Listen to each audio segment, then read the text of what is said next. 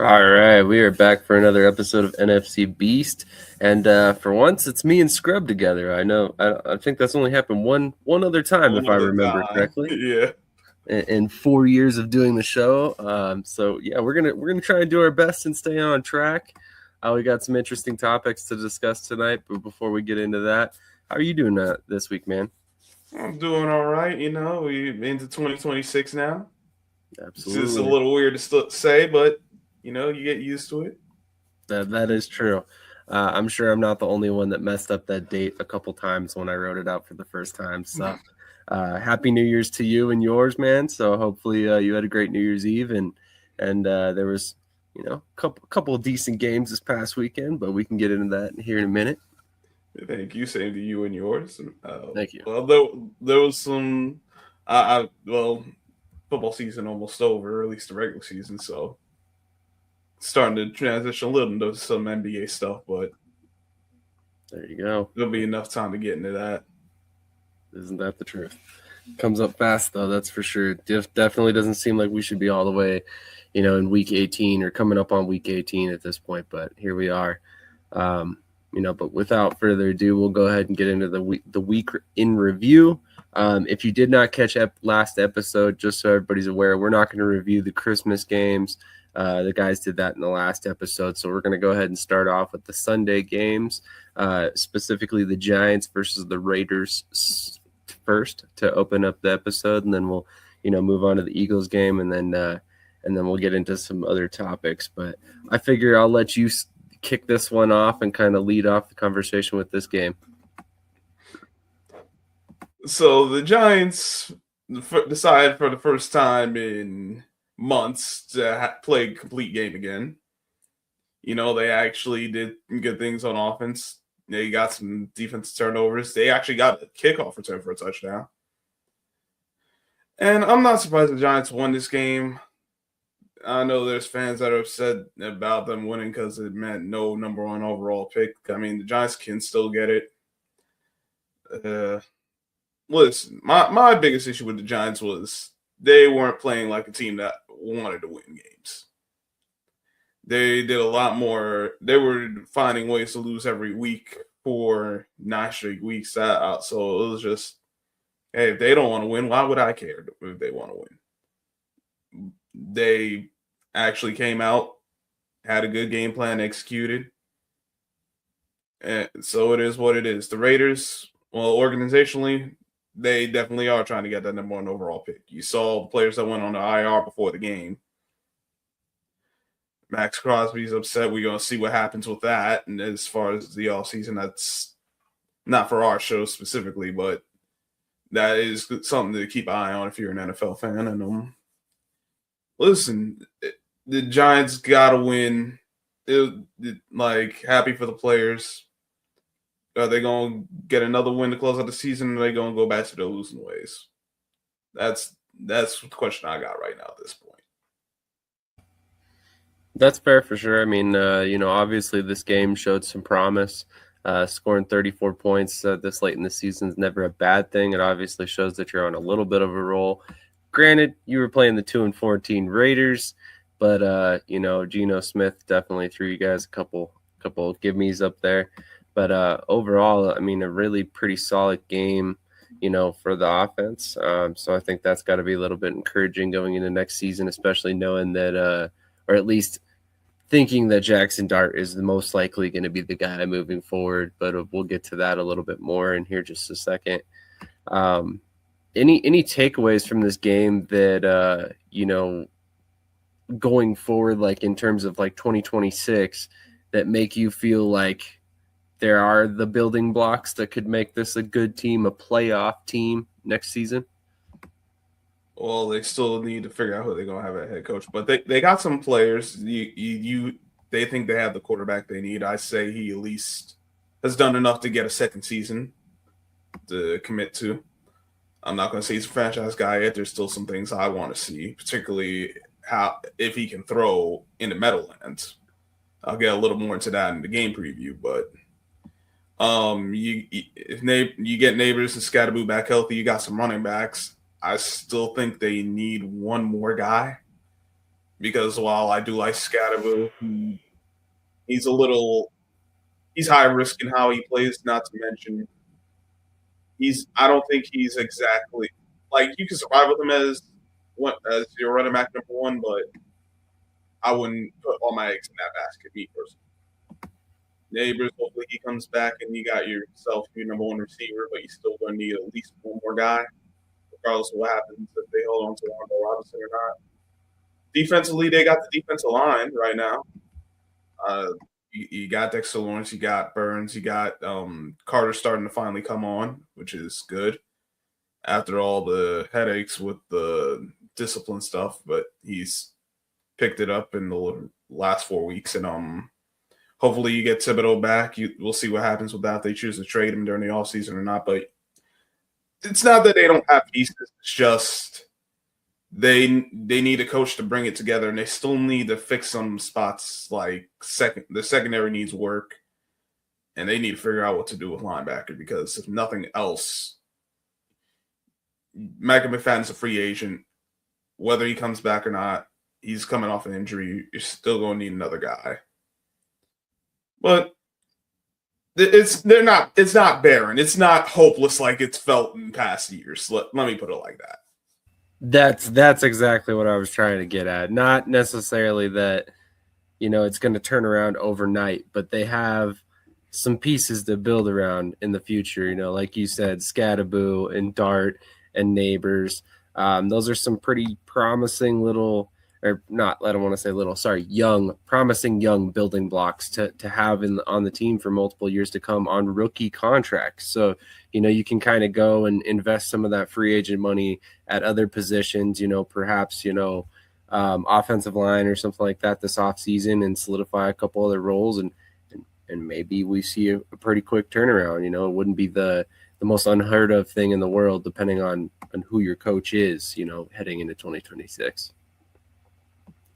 Which I'm sure that's one of the big questions this offseason we'll get to when we do our offseason preview in a couple episodes. But we'll go ahead and move on to the Eagles game. This game was honestly downright awful to watch at times. Man, the second half was probably the ugliest half of football I've seen from this Eagles offense in maybe my entire 20 plus years of being a fan. It was unbelievable that for 2 quarters, we basically had 17 offensive yards. And it just seemed like after halftime, the Bills just had our number. We couldn't move the ball. And if it weren't for an errant pass there on a 2-point conversion, quite frankly, we lose this game, and we should have lost this game. If Buffalo had been able to do anything in the first half, they easily would have won this game. So really discouraging game overall. I mean, I know Buffalo's a good team, but I feel like they've underperformed this season as well. And for us to play down to our competition in a situation like this, it was really not what I wanted to see right before the playoffs, especially when we had a chance to really kind of make a statement in this game, I felt. But I know rain was a factor, and obviously that's always going to definitely cause some drop passes and limit big plays. But, it didn't stop Josh Allen from throwing over 250 yards while Jalen Hurts barely cracked 110 yards. So any thoughts on this game before we move on? Yeah, I thought defensively y'all did a good job overall because like you said, the offense laid an egg, and if it wasn't for your defense holding up as long as they did, and yeah, Josh Allen makes a throw, we're talking a different story, but it wasn't all for naught, at least I would say, because if the defense doesn't hold up the way they did for not just the first half, even the second half, because they had opportunities even in the second half, and Buffalo just laid an egg. I don't know. They got problems themselves, and it's continued to show. Josh Allen, he'll have great moments, and then he'll have a lot of head scratchers. And Luckily for y'all, he had a head scratcher in the biggest moment. So Yeah, that last pass. I mean, as soon as it left his hand, I was like, man, we just won that game. I don't know how or why, but we just won. It was just unbelievable that he missed the receiver that was wide open in the back of the end zone by like 3 or 4 yards. So it was just one of those moments where you feel like Josh Allen of all quarterbacks is going to step up and beat you in that moment. So I will say that you're right. The defense played outstanding. I have zero complaints about the way they played in this game. Really, for 3.5 quarters, they shut down Buffalo and stopped them from doing anything whatsoever. Did not allow any points until there was 5 minutes left on the clock in the fourth quarter.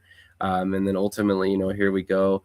And they scored 2 touchdowns late in the game, but they, again, stood up and managed to stop them when it mattered the most, I suppose. So we come out with the victory, which I'll take it. This late in the season, you can never turn them down, but definitely would have liked to see a more inspiring performance in that game, without a doubt. But the next big topic that we were going to talk about for this week, given the impact of these games on the draft order, it seemed like a good time to update that draft order and kind of take a quick look at where all the NFC East teams lie, and where we ultimately see them probably landing in terms of the picks. But I've got it pulled up right here. Let me see if I can get it up on the screen. Give me just a moment there. Should have probably done that when I was preparing for this.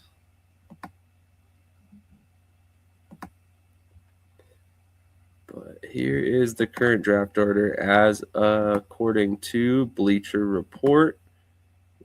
Let me get that pulled up real quick.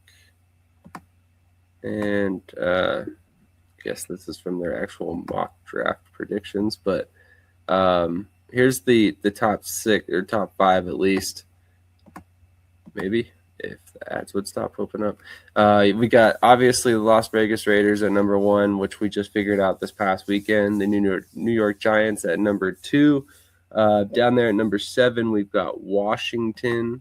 And then we've also got Dallas at number 14. And currently, Philadelphia sits at 25th overall. Where do you see those teams ultimately lying when it comes to draft day? Do you see any big shifts coming for any of these teams? I think Dallas is going to stay in that mid-teen area. Washington probably be. I don't see any big shift, honestly. The Giants could fall as low as 7, but that's it. I think Washington will probably be around like 7 to 9. The Eagles, I expect the wild card exit. So because I don't love how the Eagles are playing. I mean, it can. I don't know where the tiebreaker is going to end up and who's going to end up where, but you'll probably be somewhere in that 19 to 24 range. Where do you see the Giants landing?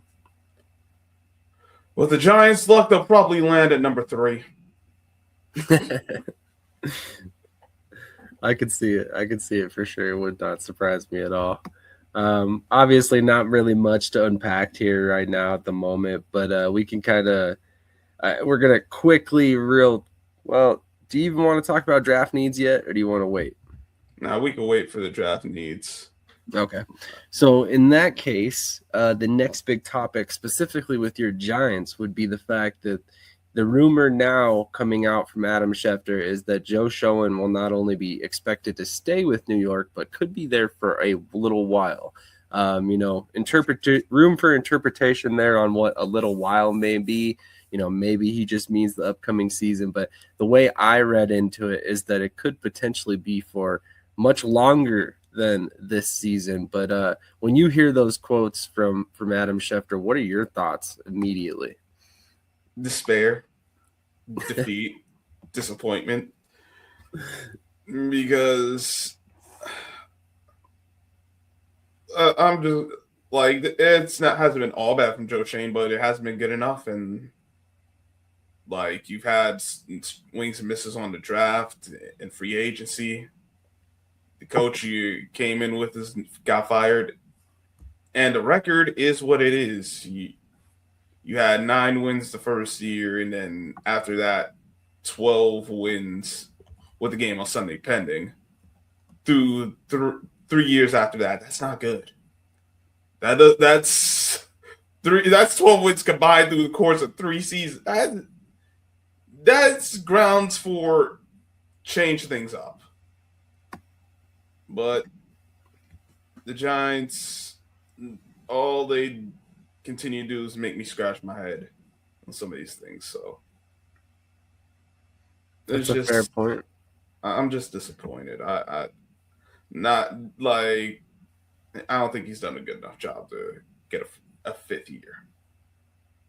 But if he's going to be here beyond just a fifth, man, if we have another losing season, he's still here. Yeah, go ahead. I'd be curious. I mean, like, I haven't looked that deep into it yet because we're just not quite to that point. But I'd be curious if there's any coaching candidates out there that might come in and be like, you want me to work with him? No, thanks. I'll go take this other job. And eventually they make the decision to move on, similar to like Jacksonville did last year with Liam Cohen, which obviously has worked out really well for them. So, maybe for the right coach, things change, but time will tell, I suppose, when it comes to that. But does it surprise you at all, given your feelings on Joe Schoen, that there are now rumors kind of floating out there that New York could still potentially look at a quarterback, given the way Jackson Dart has played? I don't know where these rumors came from. It doesn't make a lot of sense to me. Yeah, there's things Dart still has to work on, but if you've watched him play, and then you see who's coming out this year, it's like none of these guys show anything significantly better coming out than Jackson Dart did. So, I mean, maybe if they got a new GM and in the mix, I would say, all right, maybe they take a look, just because that's not their guy. But even then, it's like it doesn't make a lot of sense. The guys coming out this year there's no special prospects at quarterback coming out. So the rumors to me, I take them with a grain of salt. That's fair. And I wonder if this is more just speculation based on the draft picks that they were, looking at potentially receiving and people just connecting dots. Because I don't understand how you could look at what Jackson Dart's done so far and be like, you know what, we need to replace him. Has he made some mistakes? Absolutely. He's a rookie quarterback. Every rookie quarterback is going to make some mistakes. But has he also had some moments where it looks like he really gets it and has the potential to be a guy? Yeah, absolutely. So I think, like, to your credit, I think you kind of have to give that guy at least another season and then, maybe make a decision from there if we're going to move on or, keep moving on with him, depending on how he plays. So I could definitely understand from the Giants' perspective not wanting to necessarily get saddled in a position where you're settling for a quarterback based on what's out there, given what you just went through with Daniel Jones. But at the same time, I would say Jackson Dart's performance this season versus what Daniel Jones has done in the past is there's a large gap. You got to at least kind of play this out a little bit longer before you start assuming that he could go that arc. In my personal opinion. Exactly. But it definitely will be interesting to see who they hire as the coach and see if that changes the philosophy at all and how he fits in the new scheme or, how much he impacts the decision-making of the next coach as well. Do they go out and get a guy that specifically caters to his skill set? That's probably the smart thing to do. Is that what they will do? Who knows? Any other thoughts on that situation or anything else related to the draft or the Giants that you want to get to before we move on? No, because we don't need to stick around and talk about this until all our teams are out, and the Giants are still the Giants. So we'll focus on the winners. Let's talk some playoffs real quick. Sounds good. Sounds good. So let's talk about the playoff seeding. As of right now, which let me pull that up because I did not have that pulled up.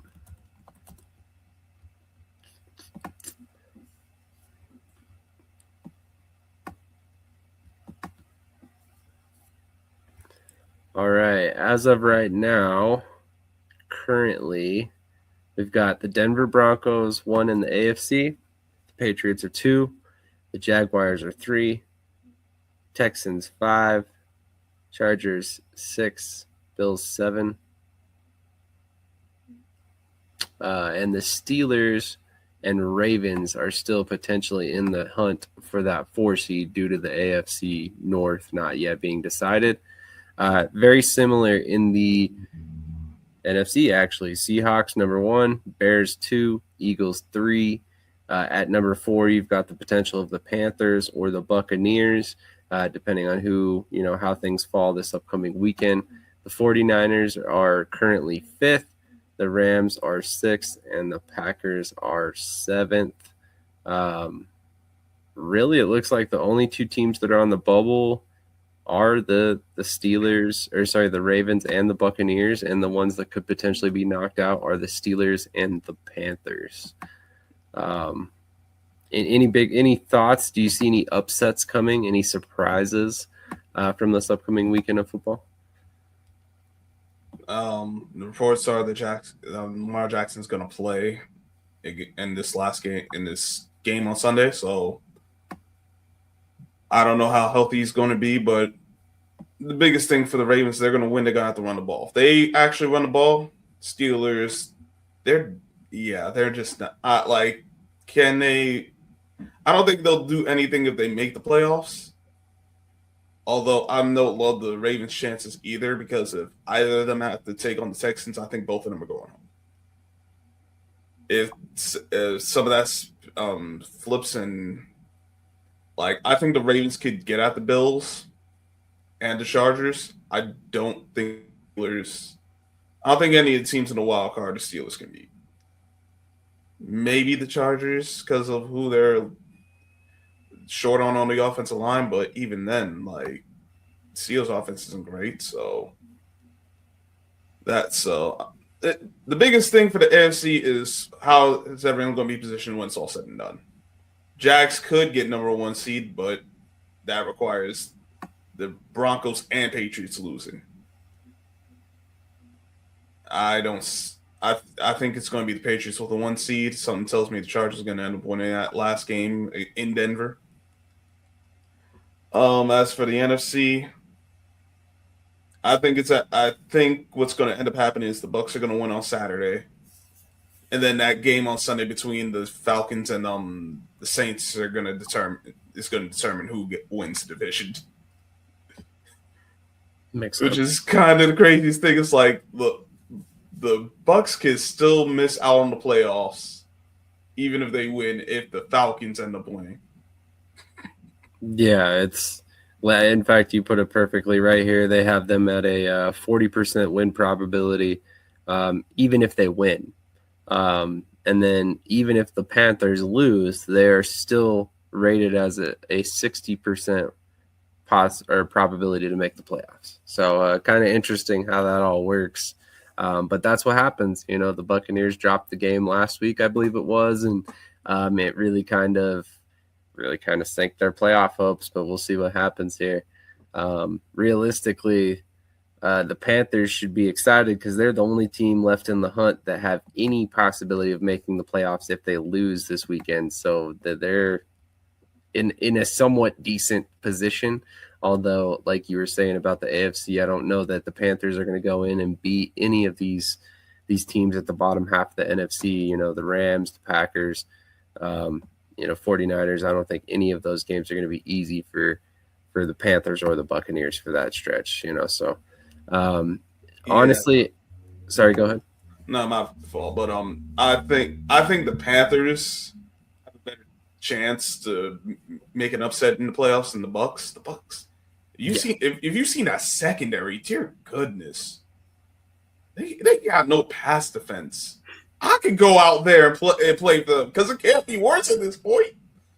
There you go. There you go.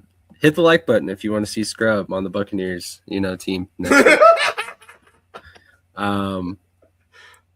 Man, yeah, I don't know. Either, I guess with the Steelers and the Ravens, you have to feel if you have Lamar Jackson or Aaron Rodgers, you have a chance to beat anyone in the playoffs. But, and I guess maybe the Buccaneers feel the same about Baker Mayfield, but you can't feel good about your chances in the playoffs for any of those teams right now, even if you make it. I mean, like you said, these teams that are above them are tough.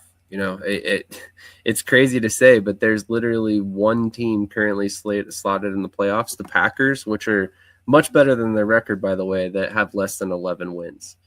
So that's kind of nuts, actually. I don't remember that happening in recent.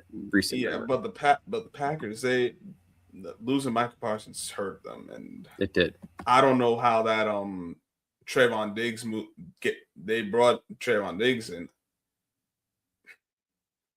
Like my guy HD said a few days ago, if they have him play a rover position like how Jalen Ramsey does, just have him freelance, then that would be the best for him and it'd help out the Packers defense. But if he got to play in structure, you might as well just pack it up. There you go get bounced out in the first round. Yeah, actually, I'm glad you brought that up because that was one of the subjects that I had not had on our list or really thought about, discussing. But, earlier this week it came out that Trayvon Diggs was released by the Cowboys, which was kind of a surprise. I mean, obviously he had not played this past weekend, I believe, and wanted to stay wherever they were at because of a concussion, I believe it was. He was wanting to stay in D.C. He requested twice. The team denied it twice. The reports were he stayed for a concert, and that there's been tension with him and Jerry Jones since the Michael Parsons trade. So, man, I'm not surprised. Like once getting that backdrop of information, I'm not surprised this happened. I just don't know if this is a move that's going to actually benefit the Packers or not. I think maybe with the offseason, things might be different. But stranger things have happened. Maybe he comes in, it gives them a boost to their defense, and they do something in the playoffs. We'll have to see. It'll definitely be interesting. I mean, I was shocked when I saw the news that he was released. I just, for some odd reason, never had thought the Cowboys would cut him. I thought if he was going to leave, it would be via trade, this offseason. Maybe even if it was just a swap of late round picks, almost a cut at that point. But I just didn't see it happening mid-season. But I guess, hey, you're out of the playoffs. You're not playing for anything this season. If he's that much of a distraction, yeah, it makes sense. Cut him. Get rid of him. You don't have to deal with him anymore. But I didn't catch how much they'll be on the hook for. He got waived, and the Packers claim. I think the Packers ended up claiming him for waivers. So. Oh, gotcha. Okay. But he has. But I was looking on at least according to Spot Track, it doesn't have any more guaranteed money after this season. So if the Packers need to just if it's like, hey, this ain't working out, they could just release him and they ain't got to worry about the money coming on their books. So pretty solid move for the Packers then. I mean, low risk, high reward potentially. Yeah, it makes a lot of sense. Why would they would take that move if you don't have any more guaranteed money to worry about moving forward? Might as well at that point. I mean, for a team like the Packers that are looking for a spark in the playoffs, like you mentioned, it makes a lot of sense why you go out and get a guy like Trayvon Diggs who can create big plays, even if sometimes they're for the offense. So he's going to make a big play, whether it's for the offense or for the defense. Exactly, one way or another, it's going to the house. So yeah. So one thing I wanted to discuss is news that's coming out of Philadelphia that despite the fact that they have the potential to, if everything fell according to plan, they had the potential to get the number 2 seed. The Nick Sirianni has come out and said several starters will end up sitting out this game. I want to get your thoughts on this one first. What are your thoughts on a team basically going out there and saying, we're going to pack it in, even though we have a chance to play for some important playoff seeding? Me personally, I'm of the belief play your players. Now, if there's like a health concern, I get it. Rest of you guys, it's hard because you don't have a lot of reserves as it is. 53-man roster, only 45 get to dress. So I think you get 2 extra because of with practice squad exceptions, but that's still not a lot of flexibility. But like if you got guys that nurse some injuries, then I get it. But I'm like, if guys are healthy, let's go. Because you rest too much and then you get off to a slow start. And the Eagles can't afford any slow starts. We already know how bad things get in the second half. So if they start slow in the first half, you might as well just wave the white flag. Say, you know what, we're going home. We don't need to play second half. Y'all got it. But just from a fundamental standpoint, I'm of the belief if you guys are healthy, play them. If you're not, they're not. Let them rest. It is what it is. Absolutely. I'm of the same thought process. I guess I can kind of understand why you feel comfortable sitting a guy like Jalen Hurts in this situation. You have Tanner McKee behind him. You feel a lot of confidence in him. You get him another start just before the playoffs.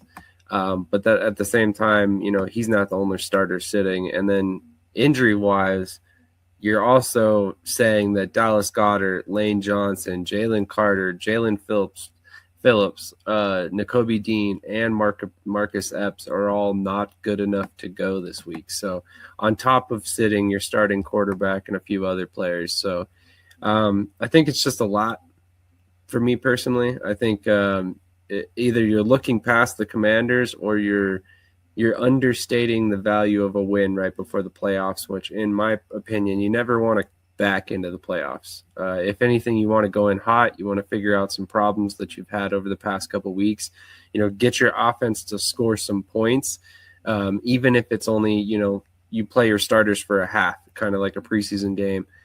You want to see something good, some sort of progress right before the playoffs, in my opinion. But regardless, I guess saving your quarterback and some of your starters for the playoffs makes some sense. It's just I would like to see some competitive fire here, I think, right before the playoffs, in my personal opinion.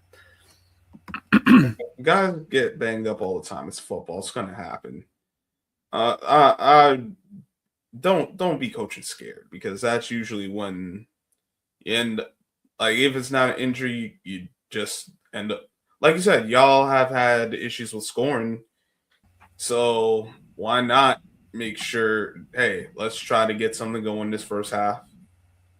We're not playing this game. We're going to play to win, but if we don't, it's not the end of the world. If the game gets away one way or the other, you know what? Hey, we're just going to shut it down at halftime. We're going to get the reserves in. Whatever else happens after that. But like, I hear all those names. It's like, I don't think all of them ain't banged up to the point that is like, yeah, they should be sitting out this week, because chances are they'll be playing the playoff game the following week. Yeah, it don't make a lot of sense to me.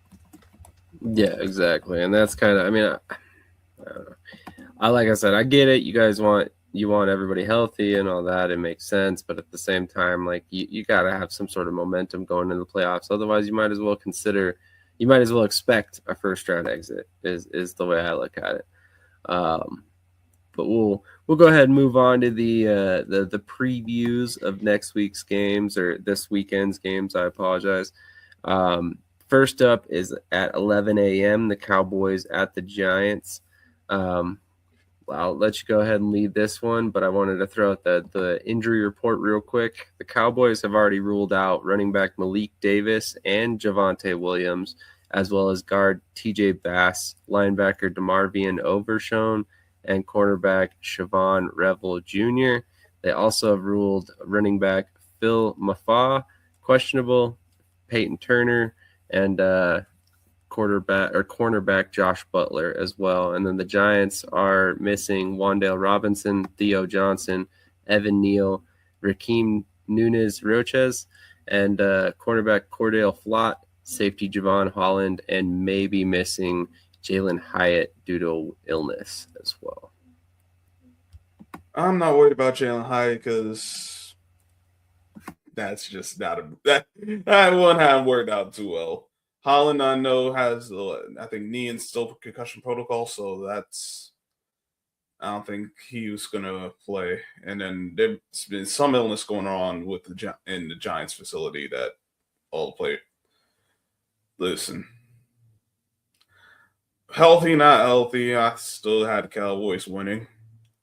Now, I also heard there was some talk of Dak possibly sitting in the second half because Jerry Jones. I heard something about Jerry Jones mentioned it in some nonsense. I don't know. With Jerry, you can never tell. But I like could the Giants finally slay the Dragon as the Dallas Cowboys? Possibly. Do I see it happening? No, because they're still the Giants. They beat the Raiders, but the Raiders were a worse off team than the Giants were. So while the Cowboys got their issues, they still have quite a bit of talent.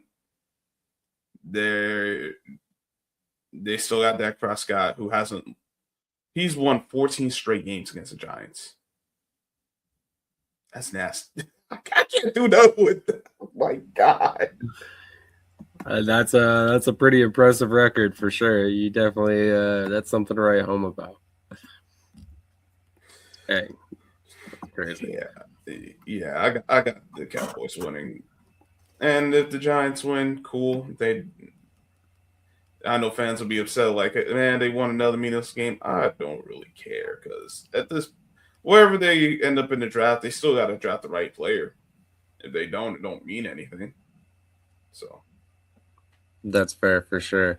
I will say that the Cowboys, if they decide to, start or bench Dak Prescott, they do have quite a few issues to can be concerned about with that offensive line because, like we mentioned, TJ Bass is out. Currently, they don't really have any legitimate guard depth. They've got a pair of tackles and a center on the active roster currently. So we'll see if they make any moves, but I guess they do have a couple guys on the practice squad they could call up, but a little lacking some depth there at guard. So, we might see a situation where there's a true tackle or a center playing guard for this week. And then also, the loss of the guys on defense as well. So we'll see how things go. I could definitely see, it would not surprise me to see the Giants win this one. Let's put it that way, just because it would be true Giants fashion. In my opinion, as well as true Cowboys fashion. But yeah, if I was Jerry Jones, I think I'd be telling people, hey, we need to start Joe Milton. I want to see what he's got this last week of the season. See if maybe he has some trade value, or maybe we solidify the fact that he's the guy that we need to keep on the roster going forward. Behind Dak and continue to develop him as maybe a potential guy to eventually replace Dak down the line or something of the sort. But if you're not playing for anything, you might as well play the young guy, give him some snaps and see what he can do. What do you lose really? But moving on to the last game of the weekend, which would be the 2:25 p.m. or sorry, 4:25 Eastern, 2:25 Mountain Time. Commanders at the Eagles, which, as mentioned before, a lot of these players will be missing this game, including the top two quarterbacks for the Commanders, Jaden Daniels and Marcus Mariota. They will also be without Laramie Tunsil at left tackle and potentially Brandon Coleman. And then, as mentioned before, the Eagles have already ruled out Dallas Goedert, Lane Johnson, Jalen Carter, Jalen Phillips, Nakobe Dean, Marcus Epps, and they've also mentioned that it is highly likely that we will not see much, if any, of Jalen Hurts, Saquon Barkley, and potentially A.J. Brown and a couple other guys on offense. So, what are your thoughts on this game? Washington coming into Philadelphia with Josh Johnson starting for quarterback. There's the issue. Josh Johnson coming in starting at quarterback. I'm like, dang, I'm not a Mariota guy, but he better than Josh Johnson. Clearly better than Josh Johnson. Even with the Eagles sitting all those players out, Washington gonna need a miracle to win this game. So I got the Eagles. So even with all that, I still got the Eagles winning. Yeah, I mean, I'm hoping that we take home the victory. Even, like I mentioned before, even if we start Tanner McKee and Will Shipley and all these guys, and get them some opportunities, I still like our chances to be able to win this game. It wasn't too long ago that we had to play Josh Johnson, and it didn't go so well for him. So I hope that carries over into this game as well. Plus, I mean, they don't have their starting left tackle. They're missing a couple other players as well. So I'm hoping that even without Jalen Phillips and Jalen Carter, our pass rush should still be able to get home, prevent this offense from producing too many big plays and embarrassing us in the secondary. And, ultimately we'll get out of this with probably a close win. But I was jokingly telling some friends earlier this week I wouldn't mind if Tanner McKee went out and dropped like 325 yards and 3 touchdowns so we could get like a second-round pick for him this offseason or something. Certainly wouldn't mind that at all. So, there's some things to be won in this game, even if Hurts isn't playing and we don't win the game. So I know we kind of ran through some of these topics a little bit quick, but are there any other thoughts, anything else that you wanted to get to or express before we wrap this one up? No, not really. We got through the things I need to get through. It's just the two of us, so no need to stay here longer than we need to. No doubt. If I was a good producer, I would have, prepared that song for the outro, just the two of us, and it would have been so fitting. But another time, perhaps. But thanks everybody who joined us and watched this episode. We appreciate you guys supporting this show. It's crazy to think that we're already wrapping up our 4th season doing this. It's been a project. It's been a long time coming, and it's been awesome kind of connecting with you and Coach, Crouch Coach and all the other guys that have made it on the show, Albert and everybody else. So thank you to everybody who's been watching. Make sure to hit the like button. If you haven't done so already, make sure you go follow all the guys that have been a part of this show this season. Whether that's Cool McCain or Scrub or Albert, as mentioned before, or Wise El Jefe, or really anybody who's been a part of the show. So go follow them on all your favorite social medias, as YouTube as well. Subscribe there and make sure to hit the like button and share the stream and help us continue to build each and every one of our channels as we move forward into 2026. And of course, Happy New Year. I hope your families have nothing but health and happiness this season. So unless you're a Cowboys fan.